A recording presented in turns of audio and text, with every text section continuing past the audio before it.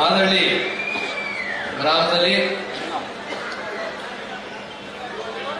ಉಕ್ಕಿನ ಕಂತೆಯ ಮಠದ ಆವರಣದಲ್ಲಿ ಶ್ರೀ ಗುರುಬೋಧಿ ಸ್ವಾಮಿಗಳವರ 197ನೇ ಆರಾಧನೆ ಹಾಗೂ 63 ಪ್ರಮಥರ ಪೂಜೆ, ಶ್ರೀಮಠದ ನೂತನ ಕಟ್ಟಡ ನವೀಕೃತ 16 ಗದ್ದಿಗೆಗಳು, ಶತಾಯುಷಿ ಶ್ರೀ ಸಿದ್ದಲಿಂಗ ಸ್ವಾಮಿಗಳವರ ಸಭಾಂಗಣ ಹಾಗೂ ಬಸವದಾರ ಉದ್ಘಾಟನಾ ಕಾರ್ಯಕ್ರಮವನ್ನ ಹಮ್ಮಿಕೊಂಡಿರ್ತಕ್ಕಂಥ ಈ ಸಂದರ್ಭದಲ್ಲಿ ಈ ವೇದಿಕೆಯ ಮೇಲೆ ಕಾರ್ಯಕ್ರಮದ ದಿವ್ಯ ಸಾನ್ನಿಧ್ಯವನ್ನ ವಹಿಸಿರ್ತಕ್ಕಂಥ ಪರಮಪೂಜ್ಯ ಜಗದ್ಗುರು ಶ್ರೀ ಶ್ರೀ ಶ್ರೀ ಶಿವರಾತ್ರಿ ದೇಶಿಕೇಂದ್ರ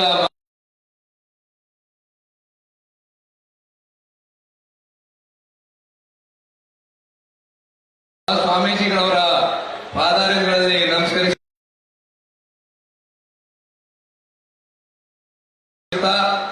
ಮತ್ತೊಬ್ಬರು ದಿವ್ಯ ಸಾನ್ನಿಧ್ಯವನ್ನ ವಹಿಸಿರ್ತಕ್ಕಂಥ ಪರಮ ಪೂಜ್ಯ ಶ್ರೀ ಶ್ರೀ ಶ್ರೀ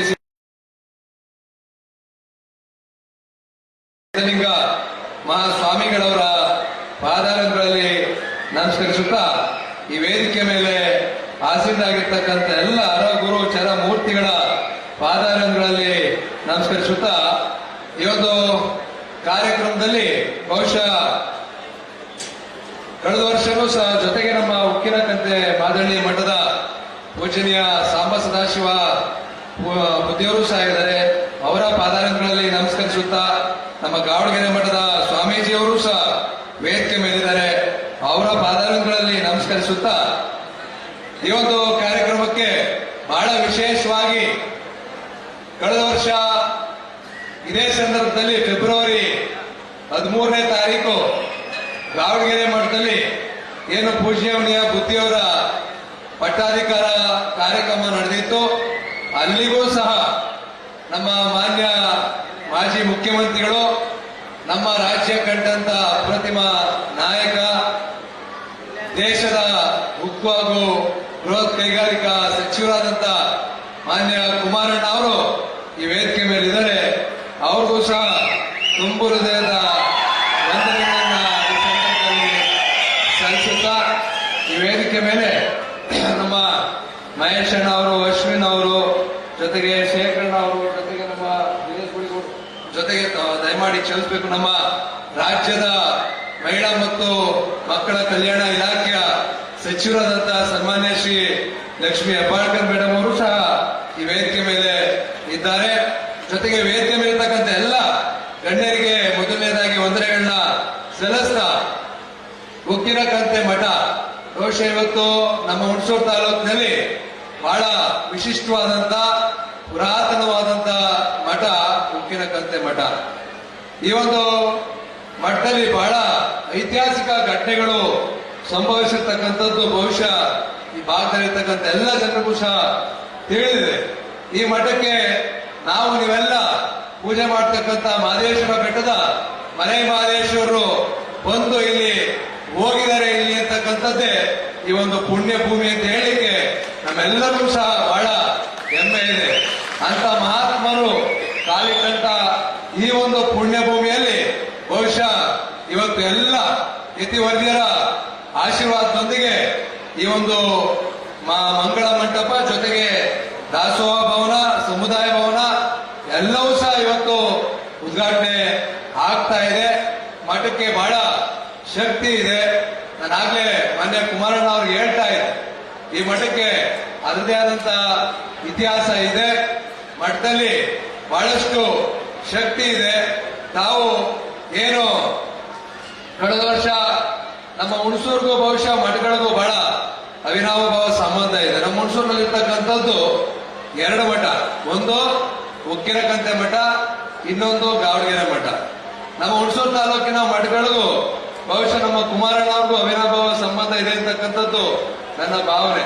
ಕಳೆದ ವರ್ಷ ಇದೇ ಸಂದರ್ಭದಲ್ಲಿ 1 ವರ್ಷದ ಹಿಂದೆ ಅವರು ಬಹಳ ಅವತ್ತು ಹುಷಾರಿರ್ಲಿಲ್ಲ ಕುಮಾರಣ್ಣ ಅವ್ರಿಗೆ, ಆದ್ರೂ ಸಹ ಆ ಕಾರ್ಯಕ್ರಮಕ್ಕೆ ಬರಲೇಬೇಕು ಅಂತ ಹೇಳಿ ಅವತ್ತು ದೇಹದಿಂದ ಹೊರಟು ನೇರವಾಗಿ ಗಾವಣಗೆರೆ ಮಠಕ್ಕೆ ಬಂದಿದ್ರು. ಅವತ್ತು ಸಹ ಪೂಜನೀಯ ಸುತ್ತೂರು ಬುದ್ಧಿಯವರು, ಸಿದ್ಧಗಂಗಾ ಬುದ್ಧಿಯವರು, ವೇದಿಕೆ ಮೇಲಿರ್ತಕ್ಕಂಥ ಎಲ್ಲ ಬುದ್ಧಿಯವರುಗಳು ಸಹ ಅವತ್ತಿದ್ದು ಆಶೀರ್ವಾದವನ್ನ ಮಾಡಿದ್ರು. ಅದೇ ರೀತಿ ಇವತ್ತು 1 ವರ್ಷ ಕಳೆದಿದೆ. ನಾನು 1 ವರ್ಷ ಆಗಿದೆ ಅಂತ ಮರ್ತೋಗಿದ್ದೆ. ಬರ್ಬೇಕಾದ್ರೆ ಕುಮಾರಣ್ಣವ್ರು ಹೇಳಿದ್ರು, ಇವತ್ತು 1 ವರ್ಷ ಆಗಿದೆ ಜ್ಞಾಪಿಸ್ಕೋ ಅಂತ. ನಾನು ಫೋನ್ ಮಾಡಿ ಕೇಳಿದೆ, ಫೆಬ್ರವರಿ 13ನೇ ತಾರೀಕು 1 ವರ್ಷ ಆಗಿದೆ ಅಂತ ಕುಮಾರಣ್ಣವರೇ ನನಗೆ ಜ್ಞಾಪಿಸಿದ್ರು. ಆ ರೀತಿ ಕುಮಾರಣ್ಣವರ ಒಂದ್ಸರಿ ಅವ್ರ ಮನಸ್ಸಿಗೆ ಹೋದ್ರೆ 1 ವರ್ಷ ಅಲ್ಲ, 10 ವರ್ಷ ಅಲ್ಲ, 50 ವರ್ಷ ಆದ್ರೂ ಸಹ ಅವ್ರು ಮರೆಯೋದಿಲ್ಲ. ಆ ರೀತಿಯಾದಂತ ವ್ಯಕ್ತಿತ್ವ ಬಹುಶಃ ಇವತ್ತು ಕುಮಾರಣ್ಣವ್ರಲ್ಲಿ ಇರ್ತಕ್ಕಂಥದ್ದು. ಇವತ್ತು ನಮ್ಮ ಹುಣಸೂರು ತಾಲೂಕಿನಲ್ಲಿ 2 ಮಠಗಳಿಗೆ ಭೇಟಿಯನ್ನ ಕೊಟ್ಟು ಪೂಜನೀಯ ಸ್ವಾಮೀಜಿಯವರ ಆಶೀರ್ವಾದವನ್ನ ಪಡೆದಿದ್ದಾರೆ. ಆ ದೇವರು ಕುಮಾರಣ್ಣವ್ರಿಗೆ ಎಲ್ಲಾ ರೀತಿಯಲ್ಲಿ ಆಶೀರ್ವಾದವನ್ನ ಮಾಡಲಿ ಅಂತ ಈ ಸಂದರ್ಭದಲ್ಲಿ ಆ ದೇವರಲ್ಲಿ ಪ್ರಾರ್ಥನೆಯನ್ನ ಮಾಡ್ತಾ, ಜೊತೆಗೆ ಮಠದ ಭಾಗದ ಎಲ್ಲ ಮಠದವರಿಗಾಗಲೇ ಸಾಕಷ್ಟು ಮಾತನಾಡಿದರೆ ನನಗೆ ಹೆಚ್ಚಿಗೆ ಮಾತನಾಡಲಿಕ್ಕೆ ಹೋಗಲ್ಲ. ಮಠದಲ್ಲಿ ಇವತ್ತು ಅನ್ನ ಅಕ್ಷರ ದಾಸೋಹವನ್ನ ಉಚಿತವಾಗಿ ನಮ್ಮ ಮಕ್ಕಳಿಗೆ ಈ ಭಾಗದ ಮಕ್ಕಳಿಗೆ ಕೊಡ್ತಾ ಇರ್ತಕ್ಕಂಥದ್ದು ಬಹುಶಃ ಈ ತಾಲೂಕಿನ ಶಾಸಕನಾಗಿ ನನಗೆ ಬಹಳ ಹೆಮ್ಮೆ ಇದೆ. ನಮ್ಮ ತಾಲೂಕಿನಲ್ಲಿ ಇರ್ತಕ್ಕಂಥ 2 ಮಠಗಳಲ್ಲಿ ಸಾವಿರಾರು ಜನ ವಿದ್ಯಾರ್ಥಿಗಳು ನಮ್ಮ ದೇಶದ ಭವಿಷ್ಯವನ್ನ ರೂಪಿಸಲಿಕ್ಕೆ ಉಚಿತವಾಗಿ ಶಿಕ್ಷಣವನ್ನ ಕೊಡ್ತಾ ಇರ್ತಕ್ಕಂಥ ಮಠಗಳು ನಮ್ಮ ಹುಣಸೂರು ತಾಲೂಕಿನಲ್ಲಿ ಇದ್ದೇವೆ ಅಂತ ಹೇಳಲಿಕ್ಕೆ ನನಗೆ ಬಹಳಷ್ಟು ಹೆಮ್ಮೆ ಇದೆ. ಇವತ್ತು ಉಕ್ಕಿನಕಂತೆ ಮಠ ಬಹಳಷ್ಟು ಇವತ್ತು ಕಷ್ಟಪಟ್ಟು ಪೂಜನೀಯ ಬುದ್ಧಿಯವರು ಅಭಿವೃದ್ಧಿಯನ್ನ ಮಾಡ್ತಾ ಇದ್ದಾರೆ. ಸಾಕಷ್ಟು ಅಭಿವೃದ್ಧಿ ಆಗಿದೆ. ಇದೇ ರೀತಿ ಮುಂದಿನ ದಿನಗಳಲ್ಲಿ ಇನ್ನೂ ಹೆಚ್ಚಿನ ಅಭಿವೃದ್ಧಿಯನ್ನ ಕಾಣಲಿ ಅಂತಕ್ಕಂಥ ವಿಚಾರವನ್ನ ನಾನು ಈ ಸಂದರ್ಭದಲ್ಲಿ ಭಾವಿಸ್ತಾ, ಈ ಒಂದು ಕಾರ್ಯಕ್ರಮಕ್ಕೆ ಮುಂದಿನ ದಿನಗಳಲ್ಲೂ ಅಷ್ಟೇ ಯಾವುದೇ ಕಾರ್ಯಕ್ರಮಗಳು ಸಹ ಸಂಪೂರ್ಣವಾದಂತ ಸೇವೆಯನ್ನ ಸಲ್ಲಿಸಲಿಕ್ಕೆ ನಾನು ಸದಾ ಸಿದ್ಧ ಇದ್ದೇನೆ ಅಂತಕ್ಕಂಥ ಮಾತನ್ನ ಈ ಸಂದರ್ಭದಲ್ಲಿ ಹೇಳ್ತಾ, ಈ ಒಂದು ಕಾರ್ಯಕ್ರಮಕ್ಕೆ ಕರೆಸಿ ಪೂಜನೀಯ ಸ್ವಾಮೀಜಿಯವರ ದಿವ್ಯ ಸಾನ್ನಿಧ್ಯದಲ್ಲಿ ಎಲ್ಲ ಹಿರಿಯ ಸ್ವಾಮೀಜಿಯವರು ಯತಿವರಿಯರು ಬಹುಶಃ ಇದು ನನ್ನ ಸೌಭಾಗ್ಯ ಅಂತ ಕಾಣಿಸುತ್ತೆ. ನಾನು ಯಾವಾಗಲೂ ಸಹ ಹೇಳ್ತಾ ಇರ್ತೀನಿ, ವೇದಿಕೆ ಮೇಲೆ ಇರ್ತಕ್ಕಂಥವ್ರಿಗೆಲ್ಲರಿಗೂ ಸಹ ಬಹುಶಃ ಬಹಳ ಚಿಕ್ಕ ವಯಸ್ಸಿನವ್ರು ನಾನು ಇರ್ಬೇಕು, ಆದ್ರೂ ಸಹ ಈ ವೇದಿಕೆ ಮೇಲೆ ನಿಂತು ಮಾತಾಡ್ಲಿಕ್ಕೆ ಒಂದು ಅವಕಾಶ ಸಿಕ್ಕಿರ್ತಕ್ಕಂಥದ್ದೇ ನನ್ನ ಸೌಭಾಗ್ಯ ಅಂತ ನಾನು ಭಾವಿಸ್ತೇನೆ.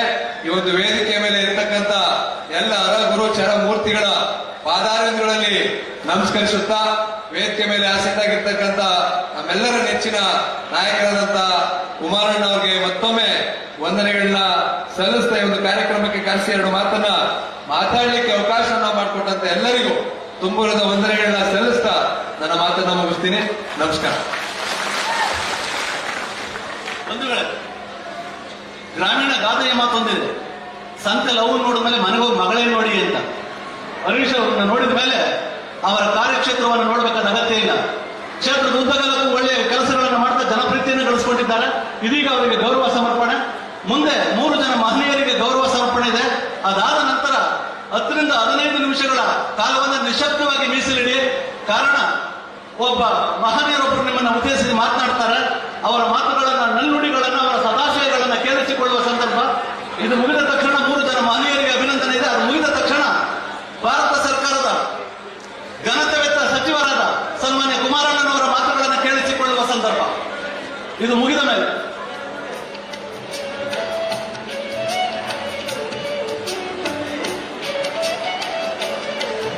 ಹರೀಶ್ ಅವರದ್ದು ಮುಗಿದ ನಂತರ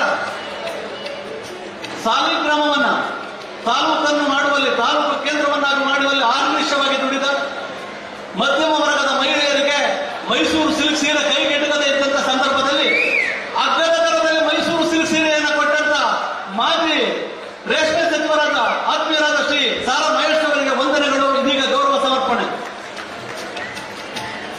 ಹಾಗೆ CN ಮಂಜೇಗೌಡ, ವಿಧಾನ ಪರಿಷತ್ ಸದಸ್ಯರಾದ CN ಮಂಜೇಗೌಡರಿಗೂ ಕೂಡ ವೇದಿಕೆ ವತಿಯಿಂದ ಗೌರವ ಸಮರ್ಪಣೆ. ಟಿ ನರಸೀಪುರದ ಮಾಜಿ ಶಾಸಕರಾದ ಅಶ್ವಿನ್ ಅವರಿಗೂ ಕೂಡ ವೇದಿಕೆಯ ವತಿಯಿಂದ ಗೌರವ ಸಮರ್ಪಣೆ.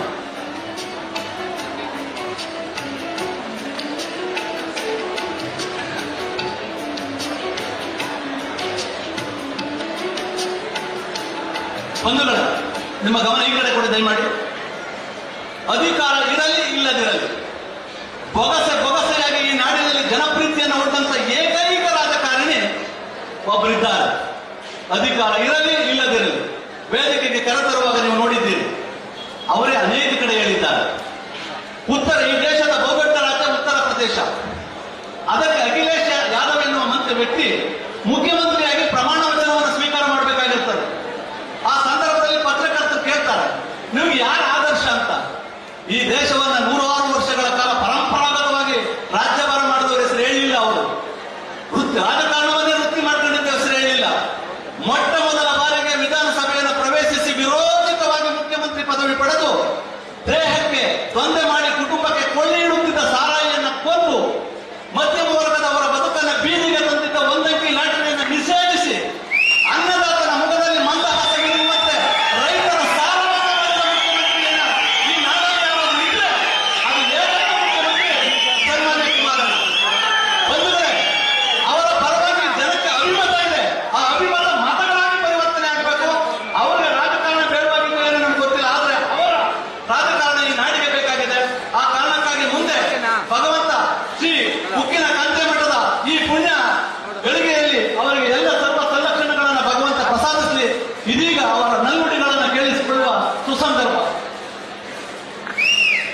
ಹಾಗೆಯೇ ಮಾಜಿ ಮೇಯರ್ ಅವರು ಬಂದಿದ್ದಾರೆ, ರವಿ ಅವರು, ಅವರಿಗೂ ಕೂಡ ವೇದಿಕೆ ವತಿಯಿಂದ ಅಭಿನಂದನೆಗಳು ಸಮರ್ಪಣೆ.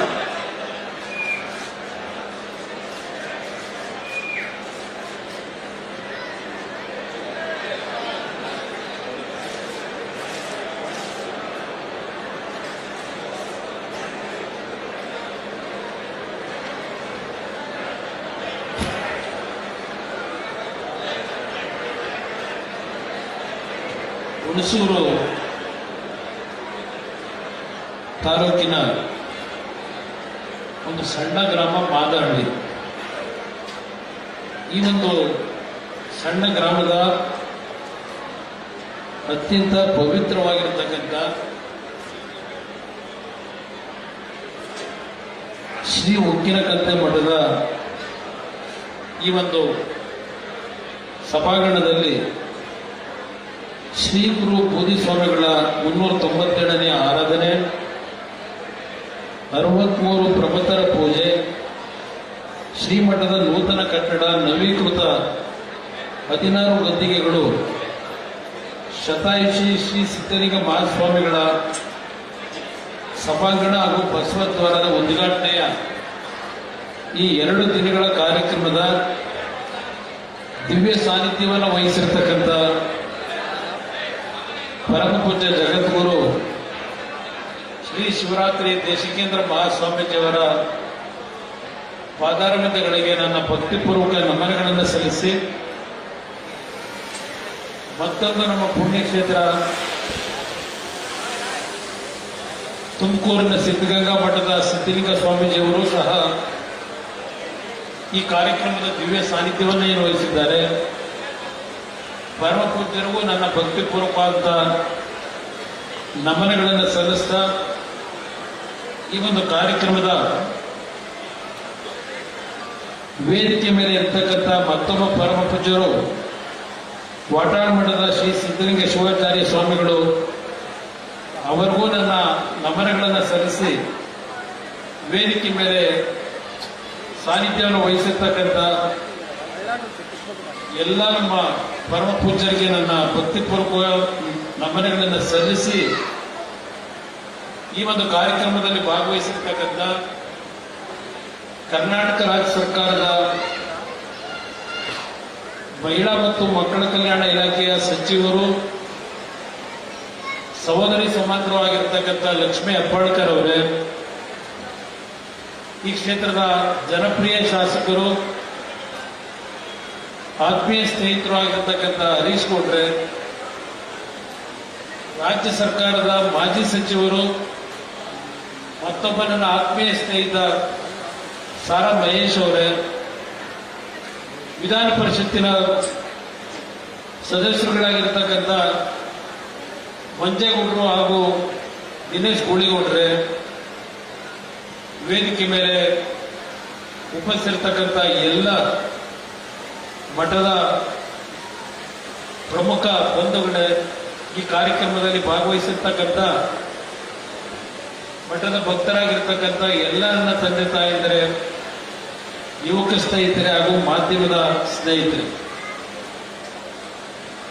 ಈ ಒಂದು ಕಾರ್ಯಕ್ರಮ ಬಹುಶಃ ಈಗಾಗಲೇ ನಮ್ಮ ಸಹೋದರಿ ಸಚಿವರೇನು ಮಾತನಾಡಿದ್ದಾರೆ, ಮಾನವ ಧರ್ಮ ಹಾಗೂ ಪ್ರೀತಿ ವಿಶ್ವಾಸಗಳಿರಬೇಕು ಅಂತಕ್ಕಂಥದ್ದು, ಅದರಲ್ಲಿ ಬಹಳ ಅರ್ಥಗರ್ಭಿತವಾಗಿರ್ತಕ್ಕಂಥದ್ದು ಅವರ ಮಾತುಗಳಲ್ಲಿದೆ ಅಂತಕ್ಕಂಥದ್ದು ನನ್ನ ಅಭಿಪ್ರಾಯ. ಹರೀಶ್ ಅವರು ಮಾತನಾಡಬೇಕಾದ್ರೆ ಈ ಮಠದ ಇತಿಹಾಸವನ್ನು ಏನು ಹೇಳಿದ್ದಾರೆ, ನಮ್ಮ ಮನೆ ಮಾದೇಶ್ವರದ ಸ್ವಾಮಿಗಳು ಈ ಒಂದು ಸ್ಥಳದಲ್ಲಿ ಪಾದಸ್ಪರ್ಶವನ್ನು ಮಾಡಿದಂಥ ಒಂದು ಪವಿತ್ರವಾದಂಥ ಸ್ಥಳ ಇದು ಅಂತಕ್ಕಂಥದ್ದನ್ನು ಹೇಳಿದ್ದಾರೆ. ಒಂದು ಮಾದಳ್ಳಿಯ ಒಂದು ಪುಟ್ಟ ಗ್ರಾಮದಲ್ಲಿ ಈ ಒಂದು ಗ್ರಾಮದ ಮತ್ತು ಸುತ್ತಮುತ್ತಲ ಹಳ್ಳಿಯ ನಮ್ಮ ಶಾಲೆಗಳಲ್ಲಿ ಏನು ಕೊರತೆಗಳಿದೆ, ಆ ಕೊರತೆಯನ್ನ ಇವತ್ತು ದೂರ ಸರಿಸ್ತಕ್ಕಂಥ ನಿಟ್ಟಿನಲ್ಲಿ ಈ ಒಂದು ಕ್ಷೇತ್ರದಿಂದ ಸುಮಾರು 250ಕ್ಕೂ ಹೆಚ್ಚಿನ ಮಕ್ಕಳಿಗೆ ವಿದ್ಯೆಯನ್ನು ಕೊಡ್ತಕ್ಕಂಥದ್ರಲ್ಲಿ ಈ ಮಠದಲ್ಲಿ ಇವತ್ತು ಪರಮ ಪೂಜ್ಯರು ಏನೋ ಒಂದು ಕಾರ್ಯಕ್ರಮವನ್ನು ಹಮ್ಮಿಕೊಂಡಿದ್ದಾರೆ. ಬಹುಶಃ ಈ ಕ್ಷೇತ್ರದ ಅಭಿವೃದ್ಧಿಗೆ ನಮ್ಮ ಸುತ್ತೂರು ಬುದ್ಧಿಯವರು, ಸಿದ್ಧಗಂಗಾ ಸ್ವಾಮೀಜಿಯವರು ದೊಡ್ಡ ಮಟ್ಟದಲ್ಲಿ ಅವರಿಗೆ ಸಹಕಾರವನ್ನು ನೀಡಿದ್ದಾರೆ ಅಂತಕ್ಕಂಥದ್ದು ನನ್ನ ಅಭಿಪ್ರಾಯ. ಇವತ್ತಿನ ಸಮಾಜ ಯಾವ ದಿಕ್ಕಿನಲ್ಲಿ ಹೋಗ್ತಾ ಇದೆ, ಯಾವೊಂದು ಗ್ರಾಮೀಣ ಪ್ರದೇಶದಲ್ಲಿ, ಅದು ನಗರ ಪ್ರದೇಶವೂ ಒಳಗೊಂಡಂತೆ ನಮ್ಮ ದೇಶದ ಇತಿಹಾಸ ಏನಿದೆ, ಹಿಂದೆ ಪ್ರತಿ ಕುಟುಂಬದಲ್ಲಿ ಒಂದು ಅನ್ಯೋನ್ಯತೆ, ಪ್ರತಿ ಕುಟುಂಬದಲ್ಲಿ ಒಂದು ಬಾಂಧವ್ಯಗಳನ್ನು ನಾವೇನು ಕಾಣ್ತಾ ಇದ್ವಿ. ಗುರು ಹಿರಿಯರಲ್ಲಿ ಭಕ್ತಿಯನ್ನ ನಾವು ಕೊಡ್ತಕ್ಕಂಥದ್ದು, ಜನ್ಮ ಕೊಟ್ಟಂತ ತಂದೆ ತಾಯಿಯರು ಜೊತೆಯಲ್ಲಿ ಹುಟ್ಟಿರ್ತಕ್ಕಂಥ ಒಡ ಹುಟ್ಟಿದವರು ಎಲ್ಲರೂ ಒಂದು ಅತ್ಯುತ್ತಮವಾದಂತಹ ಜೀವನವನ್ನು ನಿರ್ವಹಣೆ ಮಾಡ್ತಾ ಇದ್ದಂಥ ದಿನಗಳು ಏನು ನಮ್ಮ ಸಚಿವರು ಹೇಳಿದ್ರು, ತ್ರೇತರ ಯುಗ, ದ್ವಾಪರ ಯುಗ, ಕಲಿಯುಗದ ಈ ಒಂದು ದಿನಗಳಲ್ಲಿ, ಈ ಕಲಿಯುಗದಲ್ಲಿ ಯಾವೊಂದು ಹಿಂದೆ ನಮ್ಮ ಹಿಂದೂ ಸಂಸ್ಕೃತಿ, ಹಿಂದೂ ಅಂದ್ರೆ ಹಿಂದೂ ಸಂಸ್ಕೃತಿಯಲ್ಲಿ ಯಾರು ಅಪಾರ್ಥ ಮಾಡ್ಕೋಬೇಡಿ, ಯಾವ ರೀತಿಯಲ್ಲಿ ನಮ್ಮ ದೇಶದ ಸಂಸ್ಕೃತಿ ಇತ್ತು, ನಮ್ಮ ಹಳ್ಳಿಗಳು ಒಂದು ನೆಮ್ಮದಿಯ ಬದುಕನ್ನು ನಾವೇನು ಕಾಣ್ತಾ ಇದ್ದವು, ಕುಟುಂಬದಲ್ಲಿ ಇದ್ದಂತಹ ಅನ್ಯೋನ್ಯತೆಗಳನ್ನು ನಾವೇನು ಕಾಣ್ತಾ ಇದ್ವಿ. ಇವತ್ತು ಎಲ್ಲಾ ರೀತಿಯ ಸೌಕರ್ಯಗಳು ನಾವು ಕಾಣ್ತಾ ಇದ್ದೇವೆ, ಎಲ್ಲ ರೀತಿಯ ಮೂಲಭೂತ ಸೌಕರ್ಯಗಳು. ಹಿಂದಿನ ಕಾಲದಲ್ಲಿ ಗ್ರಾಮೀಣ ಪ್ರದೇಶದಲ್ಲಿ ಒಂದು ರಸ್ತೆಗಳು ಇರ್ತಿರಲಿಲ್ಲ, ವಿದ್ಯುತ್ ಶಕ್ತಿಯ ಸಮಸ್ಯೆ, ಕುಡಿಯೋ ನೀರಿನ ಸಮಸ್ಯೆ. ಇಂಥ ಒಂದು ಸಂದರ್ಭಗಳಲ್ಲೂ ಗ್ರಾಮಗಳಲ್ಲಿ ಒಂದು ಧ್ವನಿಯಾಗಿ ಇರ್ತಕ್ಕಂಥ ಎಲ್ಲರೂ ನಾವು ನಮ್ಮವರು ಅಂತಕ್ಕಂಥ ರೀತಿಯಲ್ಲಿ ಒಂದು ಅನ್ಯೋನ್ಯತೆಯಿಂದ ಬದುಕ್ತಾ ಇದ್ದಂಥ ದಿನಗಳನ್ನ ಬಹುಶಃ ಇಲ್ಲಿ ಹಲವಾರು ಹಿರಿಯರಿದ್ದೀರಿ. ಇವತ್ತಿನ ಈಗಿನ ಯುವಕರಿಗೆ ಅದರ ಅನುಭವಗಳಿಲ್ಲ. ಅವತ್ತು ಯಾವುದೇ ರೀತಿಯ ಮೂಲ ಸೌಕರ್ಯಗಳು ಇಲ್ಲದೆ ಇದ್ದಾಗಲೂ, ವಿದ್ಯುತ್ ಶಕ್ತಿಯ ಕೊರತೆ ಇದ್ದಾಗಲೂ, ಕುಡಿಯ ನೀರಿನ ಕೊರತೆ ಇದ್ದಾಗಲೂ ಒಂದು ನೆಮ್ಮದಿಯ ಜೀವನವನ್ನ ನೀವೆಲ್ಲ ಕಾಣ್ತಾ ಇದ್ದೀರಿ. ಆಗಿನ ಸಂದರ್ಭ, ಆ ಸಂದರ್ಭದಲ್ಲಿ ಯಾವೊಂದು ನಮ್ಮ ಪೂರ್ವಿಕರು ಸ್ವಾತಂತ್ರ್ಯ ಪೂರ್ವದಲ್ಲಿ ಶಿಕ್ಷಣ ಅಂತಕ್ಕಂಥದ್ದನ್ನ ಏನಾದರೂ ನಾವು ಈ ದೇಶದಲ್ಲಿ ಕಂಡಂತದ್ದಿದ್ರೆ, ಆ ಸಂದರ್ಭದಲ್ಲಿ ಇದ್ದಂತ ಹಲವಾರು ಮಠಮಾನ್ಯಗಳು ಈ ಮಟ್ಟದಲ್ಲಿ ಇರಲಿಲ್ಲ. ಆಗ ಹಳ್ಳಿಗಳಿಗೆ ಹೋಗಿ ಯಾವೊಂದು ಭಿಕ್ಷಾಟನೆಯನ್ನ ಮಾಡಿ ಜನಸಾಮಾನ್ಯರು ಕೊಡ್ತಕ್ಕಂಥ ಆ ಒಂದು ಬೆಳೆದಂತ, ನಮ್ಮ ರೈತರು ಬೆಳೆದಂತ ವಸ್ತುಗಳನ್ನು ಅವ್ರು ಕೊಡ್ತಕ್ಕಂಥದ್ದನ್ನ ಪ್ರಾಮಾಣಿಕವಾಗಿ ಅದೆಲ್ಲವನ್ನ ಮತ್ತೆ ಜನತೆಗೆ, ಬಡವರಿಗೆ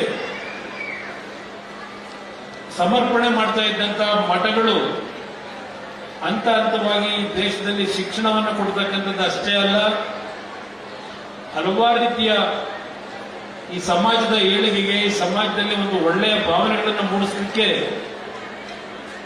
ನಮ್ಮ ಮಠಗಳ ಒಂದು ಕೊಡುಗೆ ಬಹಳ ದೊಡ್ಡದಿದೆ.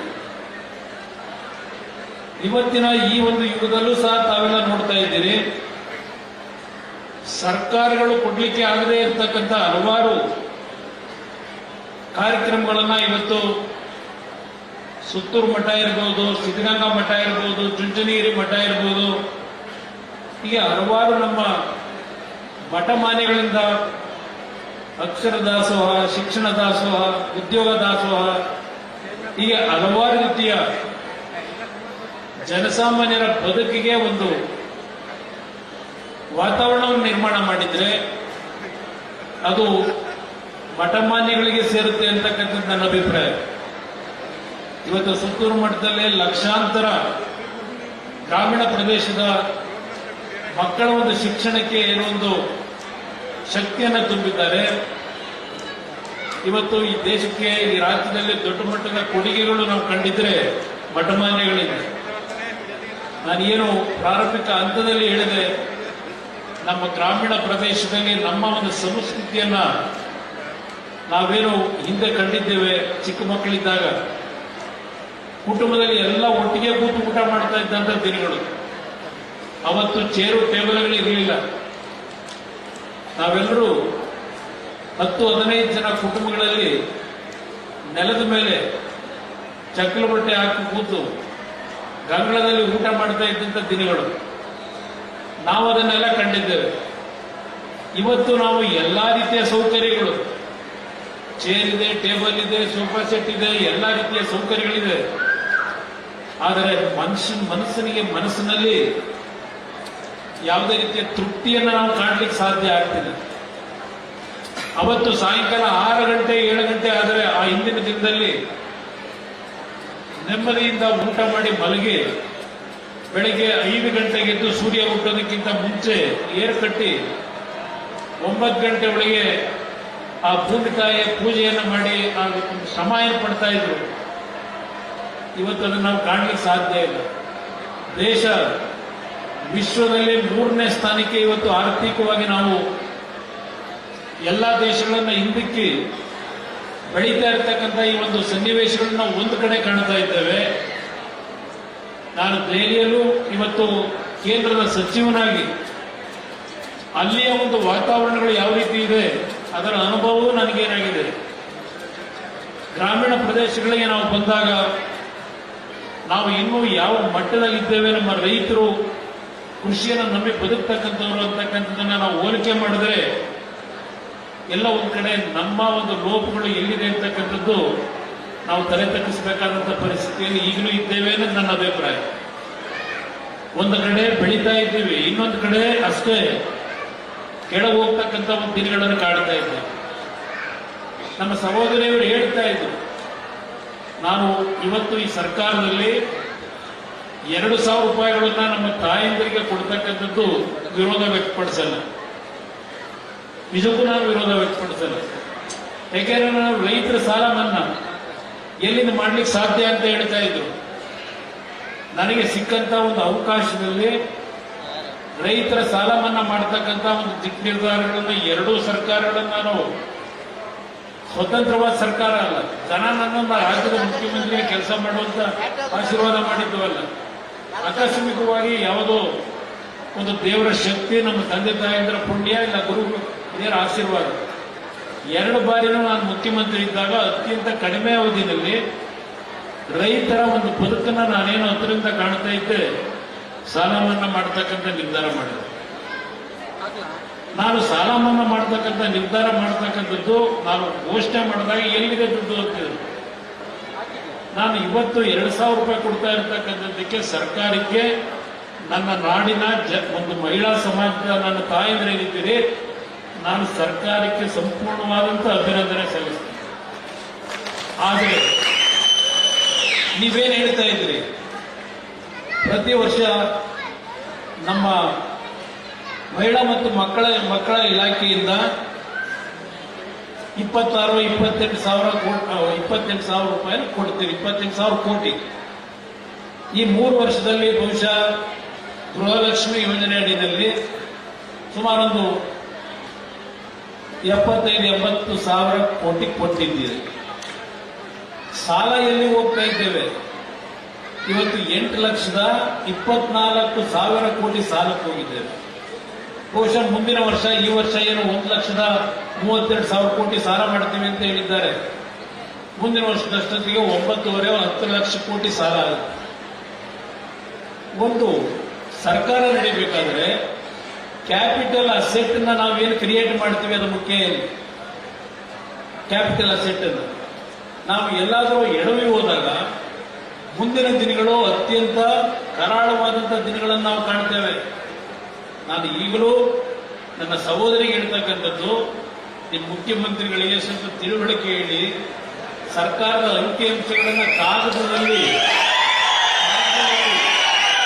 ನೀವು ಬಜೆಟ್ ಪತ್ರಗಳ ಮುಖಾಂತರ ತೋರಿಸಿದ ತಕ್ಷಣ ಸರಿಪಡಿಸ್ಕೊಳ್ಳಿಕ್ಕಾಗಲ್ಲ. ನಾನು 2 ಬಾರಿ ಮುಖ್ಯಮಂತ್ರಿಯಾಗಿ ಕೆಲಸ ಮಾಡಿದ್ದೇನೆ. ಆಕಸ್ಮಿಕವಾಗಿ ಆದಂತ ಅನುಭವಗಳ ನನಗೂ ಏನಿದೆ. ನಾನು ಸರ್ಕಾರದ ಬಗ್ಗೆ ಟೀಕೆ ಮಾಡಲ್ಲ. ಇವತ್ತು ಸರ್ಕಾರಗಳನ್ನು ನಾವು ನಡೆಸ್ತಕ್ಕಂಥದ್ದು ಯಾವ ಒಂದು ಜನತೆಯ ನಿರೀಕ್ಷೆ ಇದೆ, ಆ ನಿರೀಕ್ಷೆಯನ್ನ ಯಾವುದೇ ರೀತಿ ಅಪಚಾರ ಆಗದೆ ಇರತಕ್ಕಂಥ ರೀತಿಯಲ್ಲಿ ನಾವು ಮುಟ್ಟಬೇಕಾಗ್ತದೆ.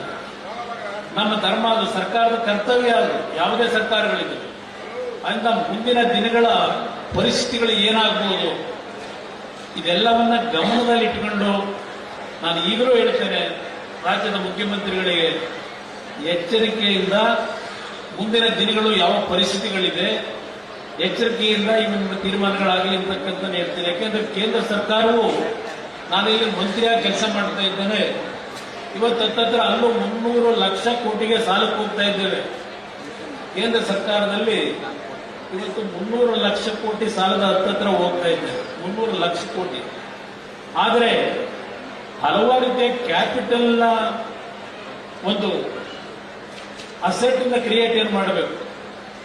ಈ ವರ್ಷವೂ ಕೇಂದ್ರ ಸರ್ಕಾರ ಸುಮಾರು 12,20,000 ಕೋಟಿ ರೂಪಾಯಿಗಳ ಕ್ಯಾಪಿಟಲ್ ಎಕ್ಸ್ಪೆಂಡಿಚರ್ಗೆ ಹಣವನ್ನು ಕೊಟ್ಟಿದ್ದಾರೆ. ಇವತ್ತು ಕೇಂದ್ರದಲ್ಲಿ ಯಾವ ರೀತಿಯಲ್ಲಿ ಆರ್ಥಿಕ ಶಕ್ತಿಯನ್ನು ತುಂಬಬೇಕು ಅಂತೇಳಿ ಹಲವಾರು ಯೋಜನೆಗಳಿವೆ. ಅದನ್ನು ಸರಿಯಾದ ರೀತಿ ನಾವು ಸದ್ಬಳಕೆ ಮಾಡ್ತಾ ಇಲ್ಲ. ಸರಿಯಾಗಿ ಅದನ್ನು ಸರಿಯಾದ ರೀತಿಯಲ್ಲಿ ಯಾವುದೇ ಲೋಪಗಳಿಗೆ ಅವಕಾಶ ಕೊಡದೆ ಉತ್ತಮವಾದ ರೀತಿಯಲ್ಲಿ ಆ ಕಾರ್ಯಕ್ರಮಗಳು ಜನತೆಗೆ ತಲುಪಿದರೆ ಹಲವಾರು ಬದಲಾವಣೆಗಳನ್ನು ತರಲಿಕ್ಕೆ ಸಾಧ್ಯ ಇದೆ.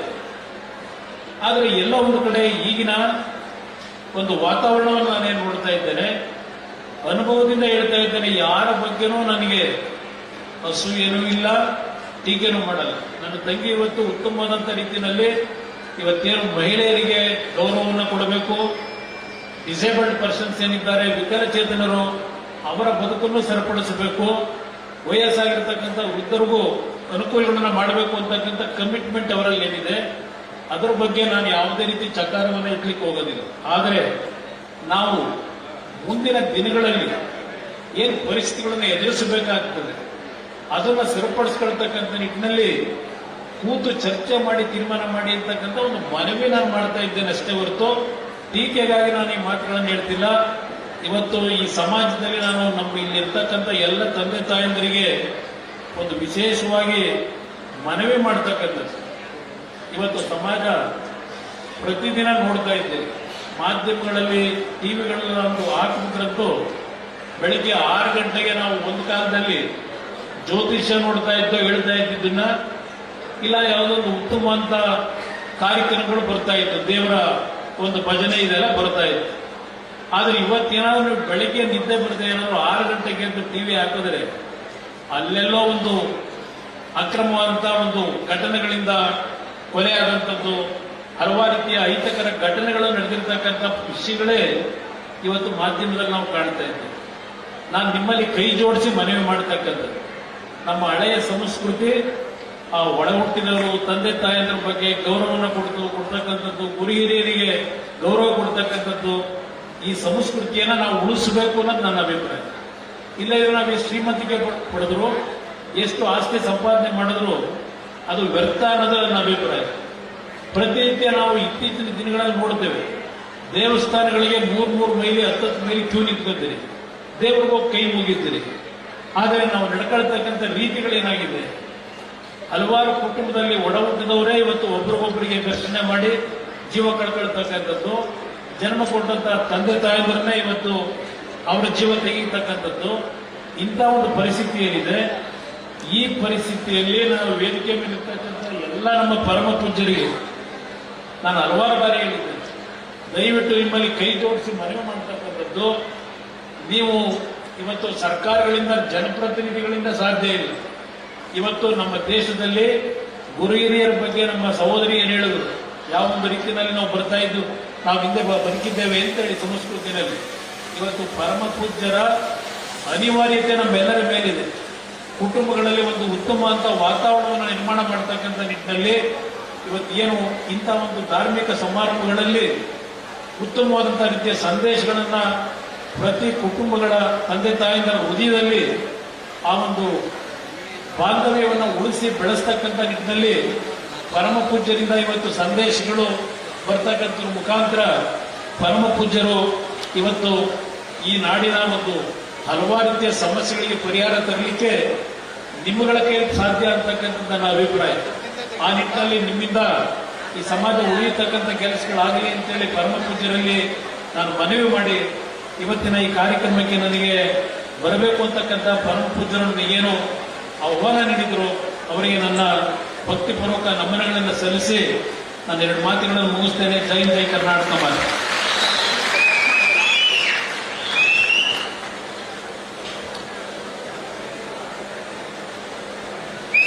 ಒಬ್ಬ ವಿಶ್ರಾಂತ ಪ್ರಾಧ್ಯಾಪಕನಾಗಿ ಕುಮಾರಣ್ಣವರ ಮಾತುಗಳನ್ನು ಕೇಳಿದಾಗ ಮೊದಲು ಕುಟುಂಬದ ನೆಮ್ಮದಿಯನ್ನು ಕಾಪಾಡಿಕೊಳ್ಳಿ.